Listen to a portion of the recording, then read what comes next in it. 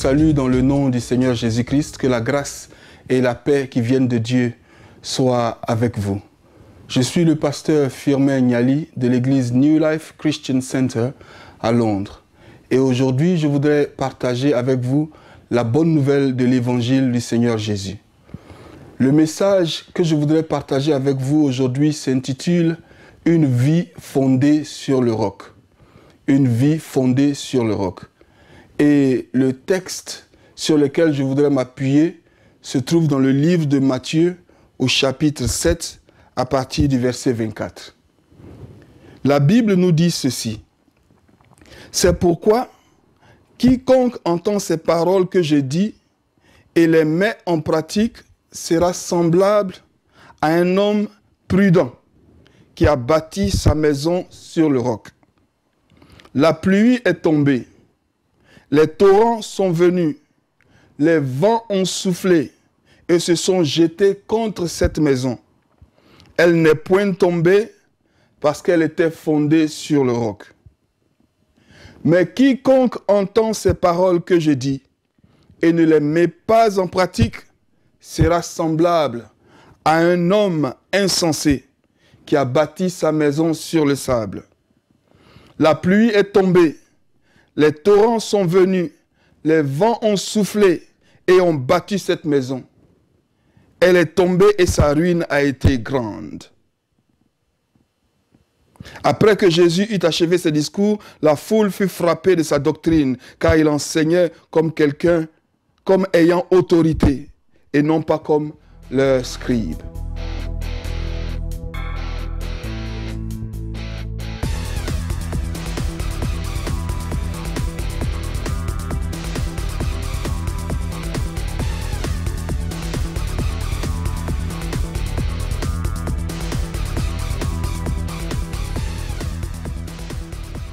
Ici, c'est le Seigneur Jésus-Christ qui nous parle. Et il nous dit que deux personnes ont construit chacun une maison. Et ces deux personnes ont fondé leur maison, l'un sur le roc et l'autre sur le sable. Et ici, le Seigneur Jésus-Christ nous montre le résultat du fondement de ces deux maisons. La maison qui a été fondée sur le roc est une maison qui est restée ferme contre les vents et les torrents. Et cette maison qui a été fondée sur le sable est celle-là même dont la ruine a été très grande. Et aujourd'hui, je voudrais vous parler d'un message intitulé « Une vie fondée sur le roc ». Bien-aimés dans le Seigneur, nous disons souvent en tant que chrétiens qu'il est impossible de vivre sans Jésus. J'écoutais une chanteuse américaine qui chantait un cantique intitulé « Impossible de vivre sans Jésus ». Elle disait dans ce chant: tant que j'ai Jésus, je n'ai besoin de rien d'autre. Mais je voudrais vous dire ceci. Il est possible de vivre sans Jésus. Il est possible de se réveiller le matin sans Jésus. Il est possible de faire une carrière sans Jésus. Il est possible de gagner de l'argent sans Jésus. Beaucoup d'hommes prospèrent financièrement sans Jésus dans leur vie. Il y a des pays sur la terre où vous êtes interdit de prononcer le nom de Jésus. Mais ces pays prospèrent. Ils sont parmi ceux qui prospèrent le plus dans le monde. Il est possible de se marier sans Jésus. Il est possible de faire de la politique sans Jésus. Il est possible d'aller à l'école et de gagner des diplômes sans Jésus. Il est même possible de devenir directeur, de devenir ministre, de devenir président de la République sans Jésus. Vous voyez, il est possible de faire beaucoup de choses sans Jésus. Mais sans Jésus, nous nous exposons au risque des conséquences de nos choix. Sans Jésus, nous nous exposons au risque des conséquences de nos choix. Chacun des choix que nous faisons dans la vie a des conséquences. Et si nous ne savons pas de quoi demain sera fait, au moins nous savons à qui demain appartient. Et il est important pour chacun de nous de savoir que celui à qui demain appartient n'est rien d'autre que Jésus lui-même. Vous pouvez vivre sans Jésus, mais il vous est impossible de pouvoir contrôler les conséquences de vos actions. Ici, nous le voyons très clairement dans ce passage. Deux personnes ont décidé de choisir, mais ces personnes étaient incapables de pouvoir contrôler, incapables de pouvoir maîtriser les conséquences de leur choix.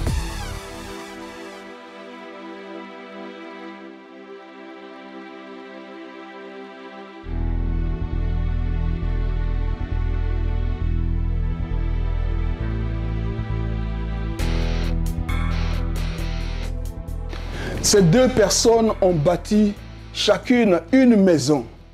Et nous voyons clairement dans la Bible que ces deux personnes sont arrivées à la fin de leur projet. Ces deux personnes ont eu du succès dans leur projet.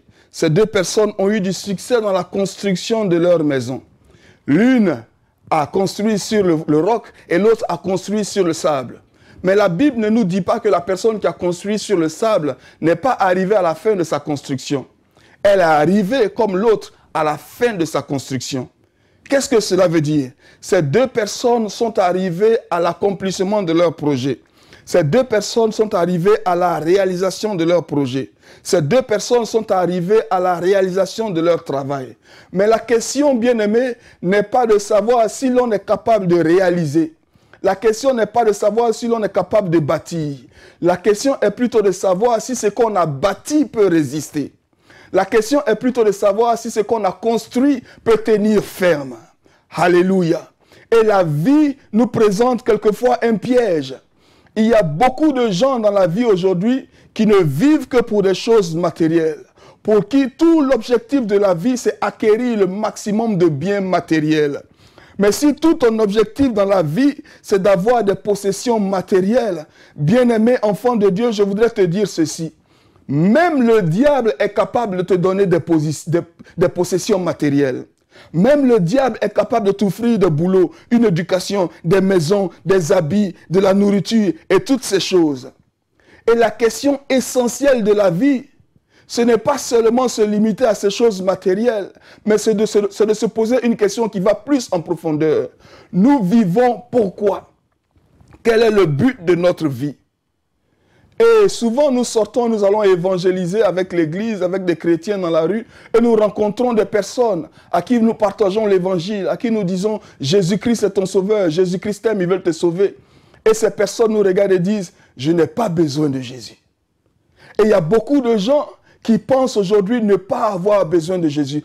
Pourquoi? Parce que ces personnes se sont confiées dans leurs possessions matérielles.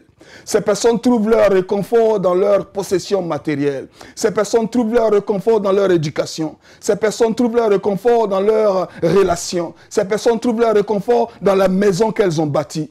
Mais la question, encore une fois, n'est pas de bâtir.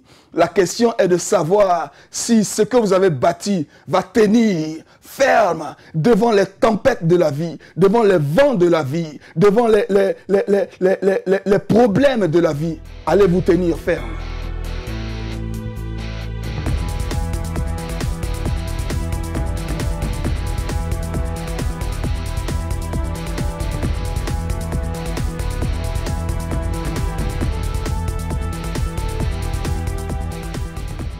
La pire des situations dans laquelle tout homme peut se retrouver, c'est l'ignorance de sa nature de pécheur.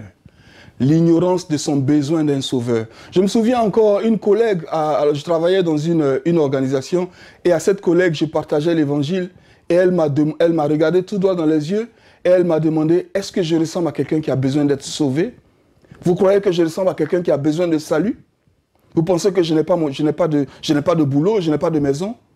Et la pire des situations dans laquelle tout homme peut se retrouver, c'est d'ignorer son besoin de sauveur. C'est d'ignorer sa nature de pécheur. La Bible nous apprend dans le livre de 2 Corinthiens au chapitre 4, et je vais lire ce passage rapidement, au verset 3. « Si notre évangile est encore voilé, il est voilé pour ceux qui périssent, pour les incrédules dont le Dieu de ce siècle a aveuglé l'intelligence, afin qu'ils ne vissent pas briller la splendeur de l'évangile. » Le Dieu de ce siècle, les plaisirs de ce monde, les besoins de ce monde ont aveuglé l'intelligence de beaucoup de gens afin qu'ils ne puissent pas voir la gloire de l'évangile, la gloire de la bonne nouvelle, la gloire du salut qui est dans le Seigneur Jésus-Christ. Et la pire des situations dans laquelle nous pouvons nous trouver, c'est d'ignorer notre pauvreté spirituelle. C'est d'ignorer notre besoin spirituel. La chose dont nous avons le plus besoin, ce n'est pas d'une maison, c'est d'une maison qui puisse tenir ferme. La chose dont nous avons le plus besoin, ce n'est pas une voiture, c'est un véhicule qui nous amène tout droit dans les bras de notre Créateur. C'est la porte d'entrée dans le ciel, c'est le Seigneur Jésus-Christ lui-même. La Bible nous dit le monde avec sa sagesse n'a pas cherché chez Dieu. Il a donc plu à Dieu de convaincre ceux qui croient par la folie de la prédication. Bien-aimé, ce que je dis aujourd'hui peut paraître de la folie pour toi, mais il a plu à Dieu de sauver les croyants par la folie de la prédication. 2 hommes ont bâti une maison, l'un sur le roc et l'autre sur le sable. Et la maison qui a tenu, c'est celle qui a été fondée sur le roc. Et nous verrons pourquoi cette maison fondée sur le roc est celle qui a tenu.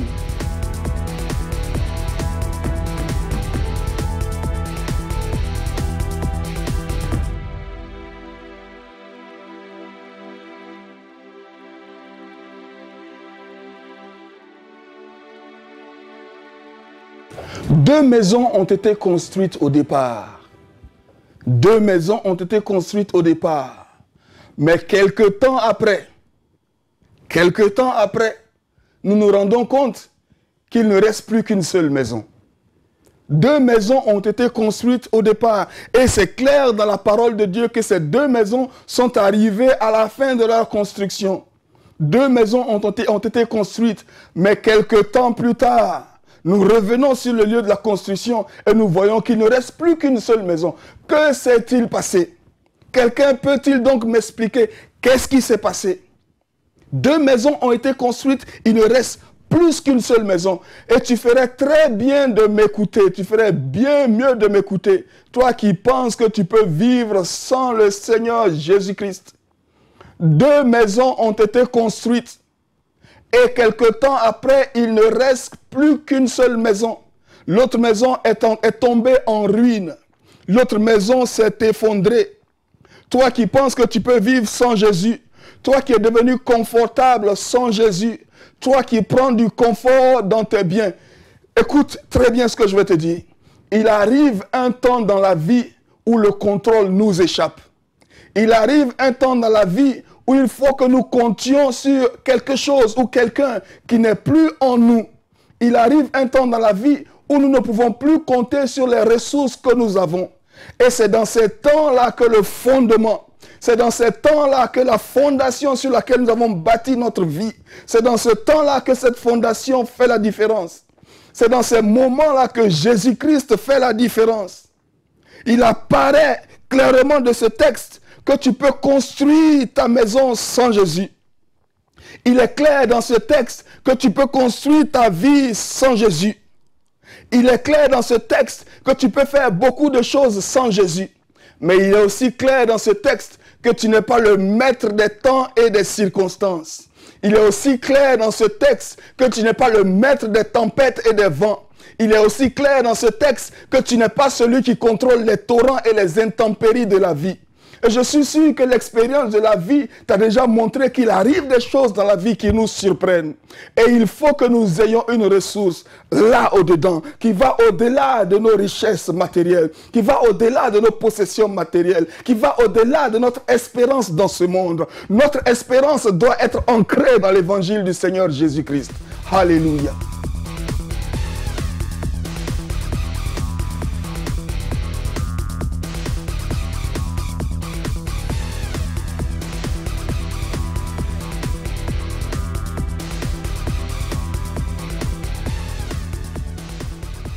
Alors tu peux choisir de rejeter Jésus.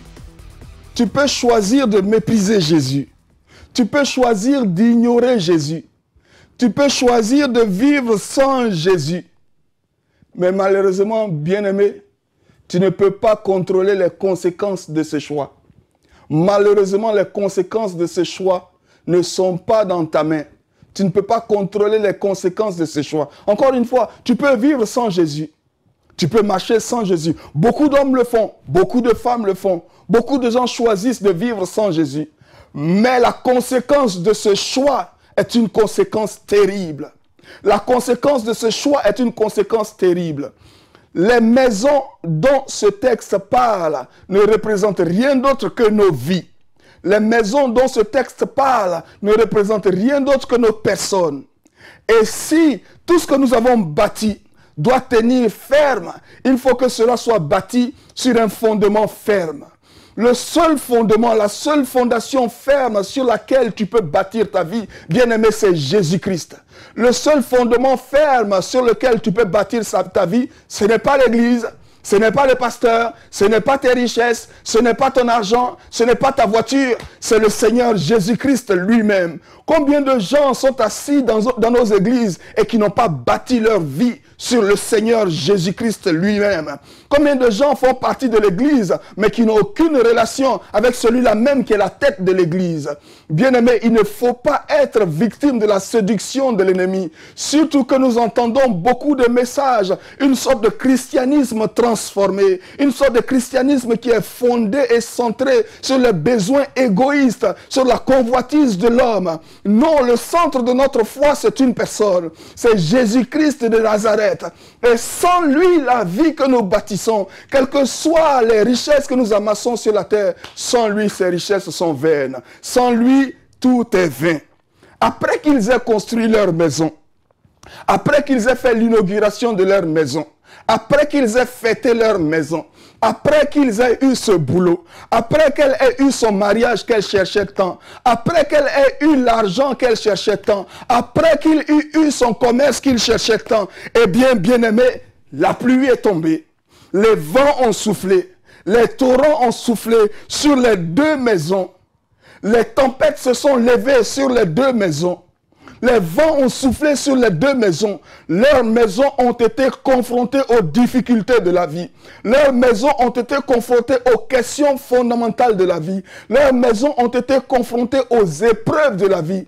Et bien aimé, laisse-moi te dire ceci. Et je voudrais que tu m'écoutes avec toute ton attention. C'est là que Jésus-Christ fait la différence. C'est là que Jésus-Christ fait la différence. C'est en ce moment-là que le fondement de la maison fait la différence. C'est en ce moment-là qu'on se souvient du fondement sur lequel nous avons bâti notre vie. C'est en ce moment-là que Jésus-Christ fait la différence. Et il serait mieux pour toi de bâtir ta maison, de bâtir ta vie sur Jésus-Christ lui-même, de faire de Jésus-Christ le centre de ta vie, de faire de Jésus-Christ celui-là même qui est le pilier de ta vie, de faire de Jésus-Christ celui-là même qui est le roi de ta vie. Il dit si quelqu'un écoute ces paroles et les met en pratique, alors il est comme celui qui a bâti sa maison sur le roc.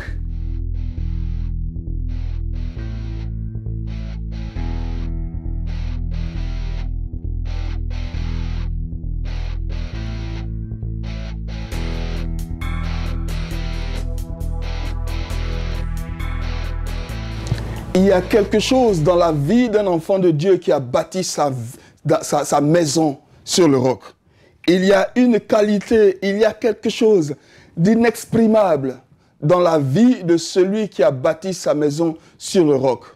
Il y a quelque chose, le christianisme, avoir Jésus-Christ dans sa vie, cela ne se résume pas simplement à un ensemble de rituels ou venir dans un lieu précis.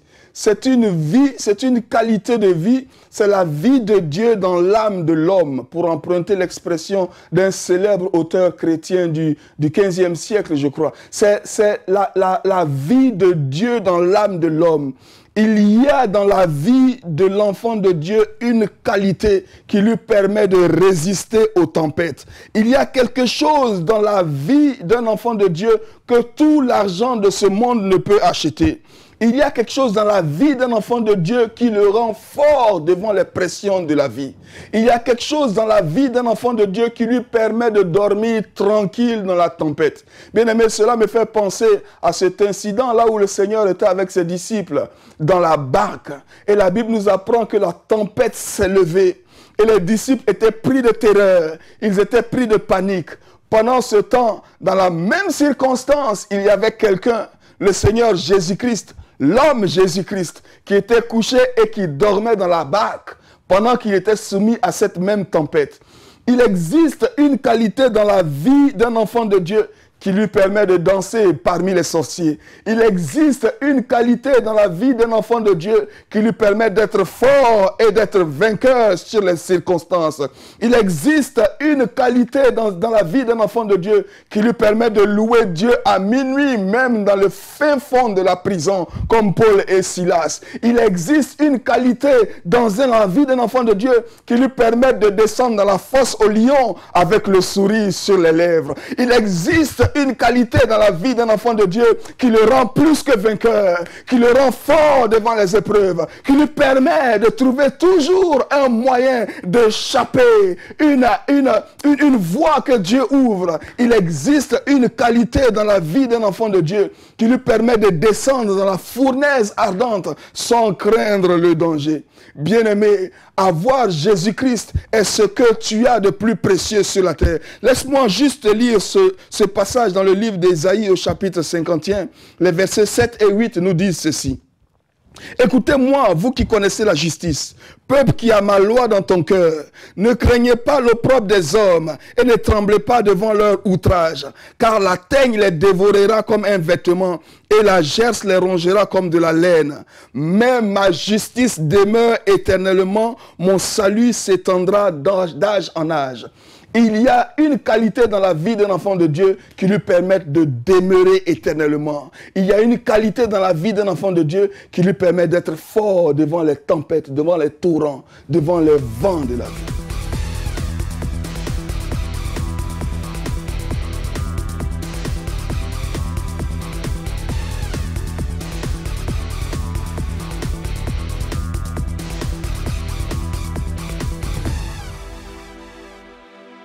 La Bible nous dit dans le livre des Proverbes au chapitre 10 et au verset 30, « Le juste ne chancellera jamais, mais les méchants n'habiteront pas le pays. » Le juste ne chancellera jamais, mais les méchants n'habiteront pas le pays. Il y a un confort sûr dans le Seigneur Jésus.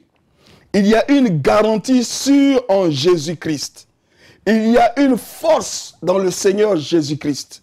Vous voyez, ce que mes yeux ne peuvent pas voir, mon Seigneur peut le voir. Ce que ma force ne peut pas accomplir, Jésus-Christ peut l'accomplir pour moi. Les justes demeurent toujours. Les justes ne chancellent jamais. C'est les méchants qui n'habiteront pas le pays. Les méchants seront retranchés du pays. Bien-aimé, es-tu quelqu'un qui a été rendu juste par le Seigneur Jésus-Christ? Ou es-tu quelqu'un qui a choisi de vivre sans le Seigneur Jésus-Christ? Laisse-moi finir par un petit témoignage. Il fut un temps dans ma vie où j'avais décidé de vivre sans Jésus. Il fut un temps dans ma vie où je pensais que j'étais au contrôle de toutes choses, jusqu'à ce que la tempête de la vie me confronte avec une maladie pernicieuse du foie. Et j'ai passé 2 semaines dans le coma. Et bien aimé, le contrôle m'avait échappé. Le contrôle n'était plus dans ma main. Mais heureusement qu'avant même la fondation des temps, avant même la fondation du monde, la Bible m'apprend que j'avais été élu avant même la fondation du monde. Et ma vie avait été déjà fondée sur le roc. Et Jésus-Christ est intervenu puissamment dans ma vie. Bien-aimé, ce dont tu as besoin, bien-aimé, ce dont tu as besoin, ce n'est pas seulement les richesses de ce monde.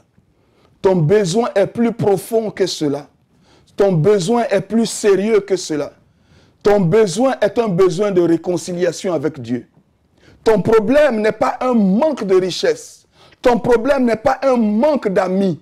Ton problème n'est pas un manque de voiture, ni un manque de maison, ni un manque de diplôme. Non, ton problème est le problème du péché.